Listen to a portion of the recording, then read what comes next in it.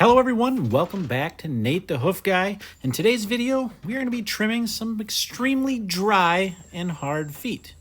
And this girl is the first one we put in the chute. And this is the foot we're going to work on. What are we going to try to do here? We're going to try to elevate that heel, shorten that toe, and improve the foot angle on this particular foot. On all feet, really, that's the goal. So let's get her picked up and let's get started.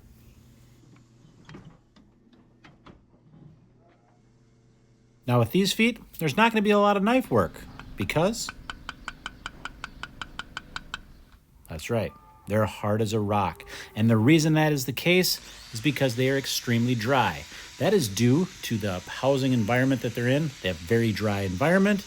Therefore, their hooves don't take on moisture. They're allowed to dehydrate. In that case, they become very hard. Hardness is a function of how much water content is held in them. Here you can get a good look and see what that looks like.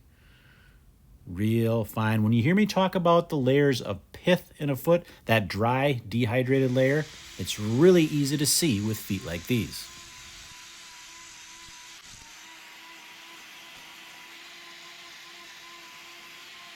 When improving foot angle when trimming, most of the time that means leaving a deeper heel and removing more toward the toe. That's because that's where that growth accumulates, tends to accumulate more toward the toe than it does at the heel, just because of normal wear and normal growth patterns of the foot.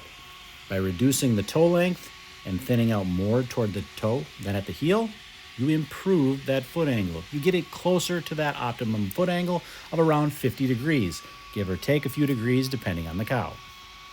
What is the optimum foot angle for each cow? Well, it's going to vary, but it's easy to tell with feet like these. You simply look for that pith layer, that dehydrated layer, and that will give you the exact guide, the exact sole thickness you need to give the optimum foot angle for that cow. You can see we've got this foot nice and balanced up now. Let's put it down, see how it looks on the ground.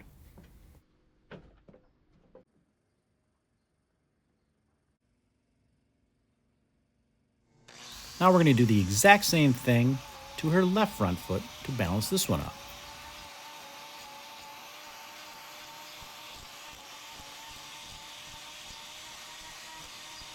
Now for a lot of hoof trimmers, dry, hard feet like these are their least favorite to trim. It's hard on the equipment, it's hard on your arms when these large chunks of hoof come flying off and hit you. But for me, these feet are my favorite. I'm not sure why. Something satisfying about watching this dry, dehydrated horn leave the foot and leaving a nice, perfectly shaped foot when you're done.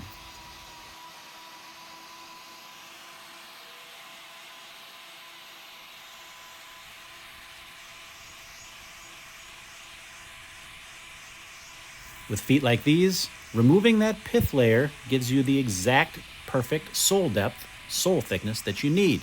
Notice here when I switch to this lateral claw, I'll make one swipe and that horn will start to get shiny. That's how you know you've removed that pith layer and you're getting to that natural sole depth. Once you've got the correct sole depth, you can make the correct toe length cut. The guidelines are right in the foot for you.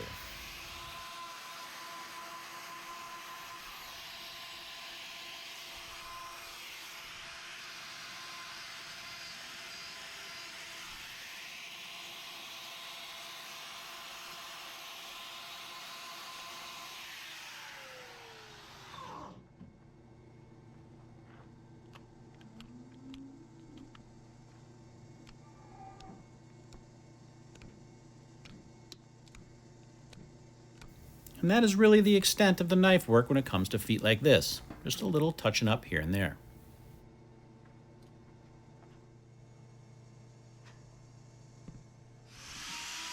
For those of you that enjoy these types of trims, we've got a couple more yet in this video with a couple different camera angles to give you some different perspectives. Until the end of the video, I'm going to be quiet though, so you can enjoy these.